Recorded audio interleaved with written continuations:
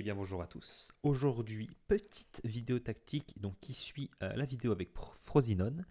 Euh, je vais vous présenter donc le K2-3-1 à la Gara, donc c'est celui que j'utilise, avec des petits changements parce que j'ai testé des choses qui l'ont rendu encore plus forte. Donc ça va être la version que je vais vous présenter aujourd'hui. Donc vous aurez quand même des résultats similaires à ce que j'ai montré, voire même un petit peu meilleurs. Donc je vais tout de suite commencer par Le Havre. Le Havre c'est le la première équipe de ce test, donc c'est celle qui a fait la moins bonne performance. Je vais aller dans un ordre graduel. Donc comme on peut voir, ils ont fait second de Ligue 1 avec 75 points. Pour une équipe pronostiquée tout en bas, c'est excellent. Élimination en Coupe de France par le RC Lens. Bon, c'est qu'un match, c'est normal. En termes de différence de but, hop, on est, je crois, deuxième partout. Oui, on est deuxième en attaque, deuxième en défense. Donc c'est vraiment des excellents résultats. En termes de corner, on est à 18. C'est bien parce qu'il n'y a pas il y a pas vraiment de gens qui sautent. Donc c'est plutôt pas mal. En termes d'expected goals pour, on est juste derrière le PSG. Et en termes d'expected goals contre, on est troisième, ce qui est excellent. En termes de stats, donc même distribution que le 4-3-3, latéraux ailiers et les milieux un petit peu et les milieux un petit peu plus en support. Des fois ça met des pions, des fois ça fait des passes D, pas tout le temps. Le buteur, comme d'hab, hein, bon, bah, ça vous vous en doutez. Mohamed Bayo manque un petit peu de taille, un tout petit peu de vitesse, mais il est vraiment pas dégueu en vrai pour du bas de tableau Ligue 1 ou de la Ligue 2. Donc plutôt bonne saison de l'attaquant. Malheureusement, on a notre 10 qui est pas là, donc vous pouvez rajouter, allez, on va dire 10-10 minimum. Donc 10 buts, 10 passes des minimum sur ce profil. Euh, Comme d'hab, hein, les ailiers, on veut des mecs qui bombardent et anticipation, concentration, dribble. C'est toujours les mêmes attributs. Dans l'axe, comme d'hab, on essaie d'avoir des mecs grands. Lui, il n'est pas grand malheureusement. Mais des profils comme Abdoulaye Touré, par exemple, c'est excellent. Comme je le répète, un profil bâtard entre un 8 et un 6 et un défenseur central. Un mec qui fait un peu tout mais qui est grand. Euh, Lui, pareil, hein, un mec qui cavale. Là, des mecs un petit peu plus grands si on peut. Donc malheureusement, lui, il est équilibré, donc je l'ai mis. Mais j'aurais préféré avoir deux mecs comme celui-là. Et Loïc Nego, ça cavale, donc ça suffit pour faire des passes D. Comme vous voyez, hein, suffit de courir. Il a une fiche beaucoup moins technique qu'Opéry, et pourtant, bah, il met le même nombre de passes D, même et un but de plus. Enfin, même nombre de passes D, c'est similaire, quoi. Euh, je vais passer tout de suite donc, au second. Au second, donc, c'était Cologne. Cologne qui a fini donc premier de Bundesliga. On s'est fait éliminer par Fribourg, bon, c'est pas grave. Hop, donc en termes de différence de but, on est première attaque, deuxième défense. Juste derrière le Bayern en défense, c'est ce qui est totalement logique. En termes de buts sur corner, on est à 17. Expected goals pour, on a fumé la ligue. Contre, on est deuxième juste derrière le Bayern. En termes de distribution de stats, on va être donc buteur, celle que vous savez, c'est mon fils, ma bataille. Donc les latéraux, comme d'hab, lui il court pas, mais lui doit courir plus. Voilà, il court plus, du coup il en fait plus de passes D. Donc les profils de décès, comme d'hab, des mecs qui sautent un minimum, mais qui puissent un petit peu courir, pas énormément. Anticipation, concentration, toujours, très important. Là, comme d'hab, lui, un bon profil, comme je disais, donc entre DC et 8, un bon profil un petit peu mélangé.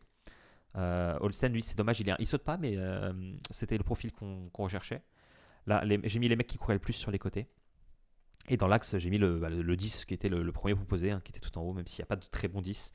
Et puis c'est la méta à l'état pur. Hein. Le mec, il saute, il a de la vitesse, anticipation, concentration correcte, volume de jeu déter, il a un peu de tout. En plus, il a une perso qui est plutôt très bonne. Donc excellent. Comme d'hab avec Cologne. De toute façon, Cologne, c'est une équipe du bas. Je crois que c'est 14e de base, Cologne. Et comme vous voyez, bah, ça fume le championnat hein, avec une bonne tactique. Maintenant, le RKC, je vais dire ça parce que le Wojcik, je sais pas comment on dit là, Wojcik, truc comme ça, Waliszk. Et là, vous allez voir donc tout de suite que bah, on est premier en Eurodivisie. C'est la pire équipe d'Eurodivisie. Et on a fait un 29-1-4. Donc il faut que vous vous rendiez compte à quel point l'Eurodivisie est basse en termes de niveau comparé à la Ligue 1, ou même un championnat portugais est plus compliqué. Mais vraiment, hein, le Pays-Bas, si vous voulez vraiment mettre beaucoup de buts et aller vite en Europe, c'est un très bon pays. En termes de différence de buts, on est premier des deux côtés, je crois. Ouais, plus de buts marqués, moins de buts encaissés. Et en plus, on est à plus de 100 buts. 88 points, c'est exceptionnel. Franchement, c'est génial. En termes de différence de buts, je pense pas qu'on a fait mieux sur les tests pour l'instant. Non, je crois que 100 c'est le maximum qu'on est. Est-ce qu'on est marqué 100 avec le 4-3? Je suis pas sûr. Donc comme vous pouvez voir, les stats. Bon là je vais vous remontrer encore une fois. 12, il a 12 et 13. Et là vous voyez un mec qui cavale beaucoup plus que lui tout de suite. Plus de passes D. Vraiment les passes D sont basées sur la vitesse. Là c'est des DC. C'est tout classique. Un grand et un mec un peu moins grand mais qui est plus complet. Là, pareil, des profils un peu mélangés entre des 6 et des 8. Lui, c'est dommage qu'il ne qu'il saute pas parce qu'il serait exceptionnel à ce niveau.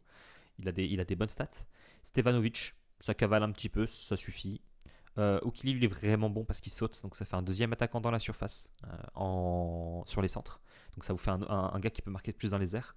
Là, c'est encore une fois un mec qui cavale. Et Kramer, donc Kramer, 35 ans, 17 de détente, ça suffit en fait. Voilà. On est en Eredivisie, la moyenne des attributs c'est de 12-13, on va dire, grand max 13, peut-être plutôt 12. Il a marqué 41 buts en 34 matchs, 34 DG, donc ça fait 1 DG par match. 15 penalty, il en a mis que 10, mais bon, vous voyez que vraiment, quand on appuie les buts sur un seul joueur, avec la détente, tout ça, etc., on a l'impression vraiment qu'il surperforme. Bon, c'est le cas, hein, qu'il surperforme, mais grâce aux pénaux, mais c'est toujours 31 buts sans les pénaux. Donc 31 buts sans les pénaux pour un mec qui a 35 ans, qui cavale plus et qui techniquement est horrible, bon, c'est vraiment excellent. Maintenant, je vais vous expliquer donc la tactique. Franchement, si vous avez vu la vidéo du 4-3, c'est la même chose. Vous n'avez même pas besoin de regarder cette partie. Vous allez sur le Discord, vous la téléchargez. Pour ceux qui n'ont pas vu, donc, comme je disais, des mecs qui cavalent sur les côtés. On court, on dribble. C'est tout ce qu'on veut sur des mecs qui courent et qui dribblent. C'est là que vous regardez les premières stats sur vos joueurs. DC, grand, anticipation, concentration. Et s'il peut courir, c'est bien. Les 6, on aime bien qui court, qui saute, anticipation, concentration, dribble aussi. Ça peut être bien sur les 6 parce qu'il bouge beaucoup en avant, en arrière. Pareil, donc là, attaquant, lui je l'avais dit juste avant, mais ça court, ça dribble, anticipation, concentration. Dans l'axe, s'il peut être grand, c'est pas mal, mais c'est pareil que les autres. Anticipation, concentration, on saute, on cavale. Et là-haut, en un seul attaquant, on préfère vraiment des grands que des petits qui cavalent. Les petits qui cavalent, ça peut marcher, mais vaudrait mieux les mettre sur un côté. Vous n'êtes pas obligé d'avoir de la détente sur les ailiers, mais c'est quand même mieux pour les centres second poteau. Voilà.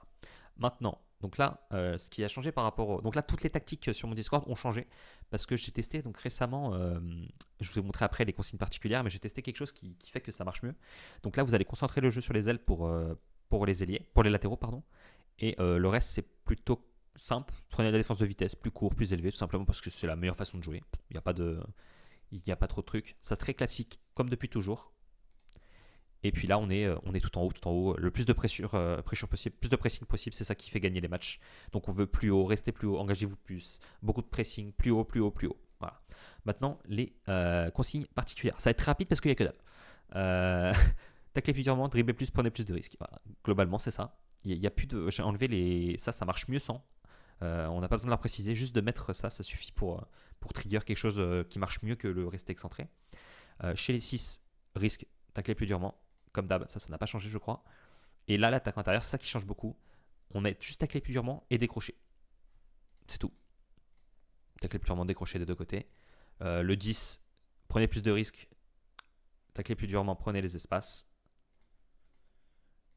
Et hop, tacler plus durement, prenez plus de risques. C'est tout.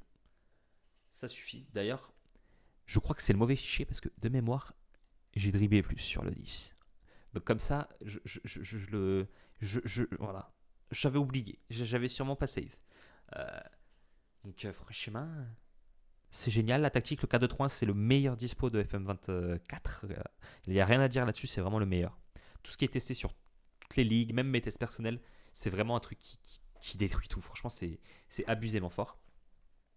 Je vais sûrement sortir une vidéo bientôt par rapport aux attributs que je vous dis, avec un exemple très parlant. Je vais faire tout simplement des profils avec 15 dans les attributs que je vous dis, et des 1 partout. Comme ça, vous verrez tout de suite la différence entre les attributs, entre des profils classiques. Donc, je vais faire une simu avec une équipe avec des profils classiques, et une autre simu avec des profils avec ce que je dis en fait, ce qu'il faut faire.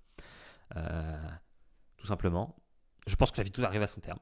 Je n'ai pas d'autre chose à dire, c'est très simple. Il n'y a pas grand chose à dire sur le 4-2-3-1 qui est vraiment une tactique. Bah, vous connaissez le 4-2-3-1 normalement. Et puis même, il y a que dalle, il n'y a pas de consigne particulière, quasiment. Il y a juste à savoir les types de joueurs. Et là, du coup, je vous l'ai dit, du coup, ça suffit. Voilà. Je vous souhaite une bonne journée, une bonne soirée. Au revoir.